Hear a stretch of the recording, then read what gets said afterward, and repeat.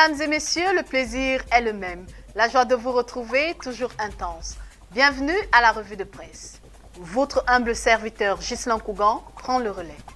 À toi, Ghislain. Merci Emeline Doudou Amadou, c'est toujours un plaisir de vous retrouver. Démarrons par le tri-hebdomadaire Dikalo. À la une, exaction coloniale au Cameroun, restée muette, la France va-t-elle reconnaître les massacres? Le président français Emmanuel Macron a reçu le rapport sur le rôle de son pays dans les exactions pendant la période coloniale. Une copie du dit rapport sera remise au président Paul Biya la semaine prochaine. Son contenu sera rendu public.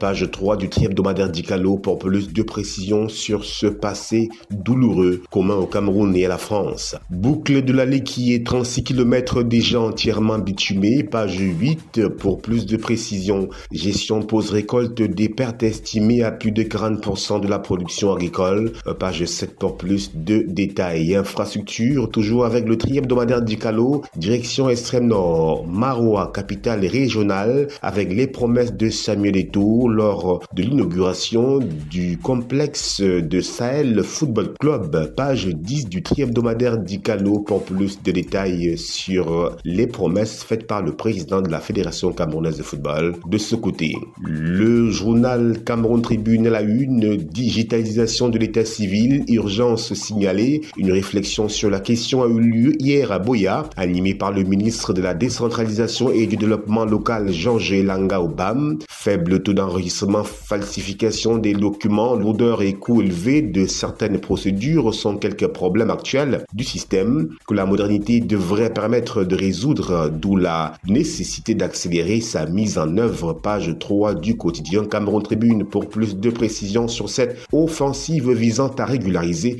l'identité des citoyens camerounais. Douala, confession étrange avant une mort subite. Un conducteur de moto-taxi, avant de rendre l'âme, a fait part à des vendeuses mardi dernier au quartier Espoir de sa rencontre avec un supposé bienfaiteur qui lui a remis en octobre un engin au réservoir inépuisable. Page 14 et 15 pour lire cette histoire inédite. Le quotidien Le Jour, sans transition, direction Adamawa. 7 otages libérés et 10 preneurs d'otages neutralisés. Ils ont été présentés le samedi 18 janvier 2025 au gouverneur de la région par les responsables du bataillon d'intervention rapide BIR. Ils étaient en captivité dans les départements du Mbéré et de la Vina. Des armes de guerre ont été saisies. Page 2 pour plus de détails sur cet acte de bravoure de nos forces de défense. Où est Yerima Djoubairou? C'est la grosse interrogation à laquelle nous invite le quotidien Le Jour. Disparu depuis le 6 janvier 2025, le jeune homme aurait été arrêté par des policiers. Sa famille reste sans nouvelles de lui. Page 2 pour lire toute cette désolation. Faute baffe 2025, la peinture à l'heure de l'intelligence artificielle. Page 5 pour plonger dans cet univers. Le quotidien Émergence à la une, affaire MRC contre les CAM. Comprendre la décision du Conseil constitutionnel, nous fait-on savoir. Adja Djanabou Wodi, je cite, je veux avoir des nouvelles de Djoubairou, fin de citation. La mère de l'activiste disparu depuis un mois dans une interview exclusive qu'elle a confiée au quotidien Émergence, réclame des preuves de vie de son fils. Page 2 de ce journal. Diamant, le Cameroun a doublé sa production. Page 4. Région sinistrée, l'opportunité de gérer près de 16 000 emplois. Page 3. Enseignement supérieur, Université de Tchang, inauguration d'un centre des droits de l'enfant, c'est-à-dire à la page 2 du quotidien Émergence. Le quotidien L'économie à la une, Septentrion, la contrebande à la peau dure, nous fait-on savoir. Le phénomène qui porte sur une gamme étendue de produits fait perdre des milliards de francs CFA chaque année à l'État. Page 3 pour s'en apercevoir. Transport aérien, toujours avec le quotidien L'économie. Brazzaville ouvre son ciel à Corsair dès juin 2025. Page 7. Inflation, Maroua maintient son rang de ville la plus chère. Page 4 pour plus de détails. Intelligence artificielle vers la mise en place l'absence d'un cadre réglementaire. Page 5 pour lire cette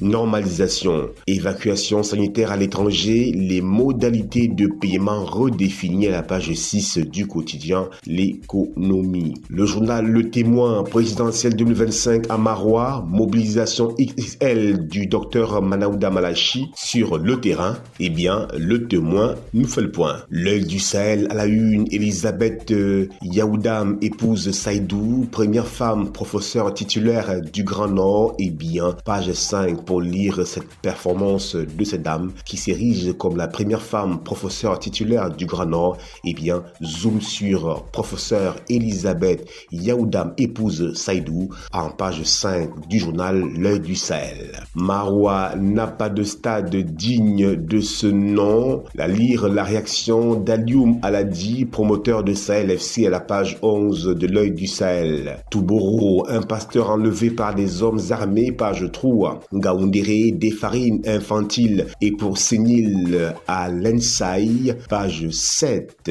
Mokon, toujours avec L'œil du Sahel de Guibaï Gatama, il tue sa mère et son voisin avant d'être neutralisé à la page 3 de ce journal. Sa Majesté Haman Lawal, découvrir le chef de Kalfou, héros méconnu du Cameroun, page 4 de L'œil du Sahel. Le drapeau à la une, boucle de la Léquier, les travaux avancent. Malgré des défis d'approvisionnement et de logistique, le ministre des Travaux publics Emmanuel Nganou Djoumessi assure que les travaux de réhabilitation de la boucle de la Léquier continuent à un bon rythme. Le projet qui doit connecter plusieurs localités du département est sur la bonne voie pour une livraison en fin 2025, page 5 du journal Le Drapeau. Extrême Nord, toujours avec le drapeau, Malachi Manaouda galvanise le Rassemblement démocratique du peuple camerounais RDPC à la page 4 de cette édition. Défis actuels sans transition, performance, top 5 des entreprises qui contribuent le plus à l'économie camerounaise. Le port autonome de Douala, Tradex, Total Energy, MTN Cameroun et Neptune Oil sont classés par ordre d'importance par la Commission bancaire de l'Afrique centrale, la COBAC, comme générant le plus de valeur ajoutée. Page 3 du journal Défis actuels pour lire cette performance remarquable. Résultats financiers, les assureurs réalisent un chiffre d'affaires de 274,65 milliards de francs CFA en 2023. Cécile Kishla-Cortez, ministre de l'Habitat et du Développement urbain, je cite,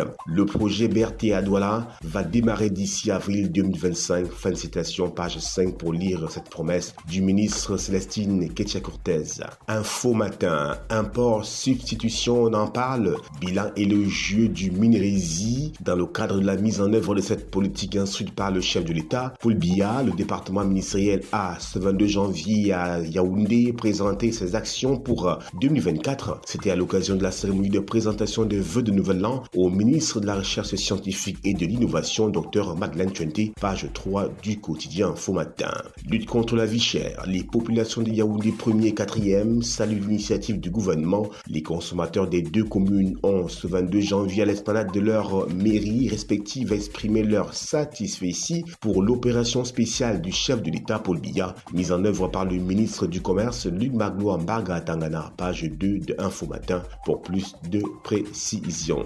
L'action à la une, nouvelle en 2025, Jean Kouété communie avec ses collaborateurs, page 2 pour plus de détails. Développement urbain, Marois opère sans mu, page 12, 13, 14 et 15 du journal L'Action. Éco-santé, sida, paludisme, tuberculose, la Sénam réclame 1,9 milliard de francs CFA au programme de santé, page 6 et 7 pour plus de précision. Vaccination, environ 800 000 enfants de 1 à 5 ans n'ont pas été vaccinés au Cameroun entre 2019 et 2022. C'est ce qui ressort du rapport présenté par le programme élargi de vaccination lors du café média organisé par l'UNICEF mercredi 22 janvier 2025 à Douala, page 3 du journal Éco-santé pour s'en apercevoir. Le financier d'Afrique à la une, fiscalité, le regard du patronat sur la loi de finances 2025. Dans un document publié récemment, le GECAM salue les avancées apportées par le gouvernement en matière fiscale, mais déplore le fait que ces améliorations privilégient l'accroissement des ressources de l'État au détriment de la stimulation de la croissance économique, c'est-à-dire dans les colonnes du journal Le Financier d'Afrique. Titre public, le Gabon veut lever 977,5 milliards de francs CFA en 2025, page 11 pause. Coopération internationale, les grandes visées de l'ONU en 2025, page 2. Développement, 574 milliards de francs CFA de financement BAD en 4 ans au Cameroun, nous fait-on savoir dans les colonnes du journal Le Financier d'Afrique, précisément à la page 3 de ce numéro. Terminons avec la riposte à la une, basse manœuvre de déstabilisation. Mounouna Futsu dénonce la cabale et la désinformation, est à lire dans les colonnes du journal La Riposte. Ainsi s'achève cette édition de la revue de presse. Doudou Emeline Amadou, c'est à vous.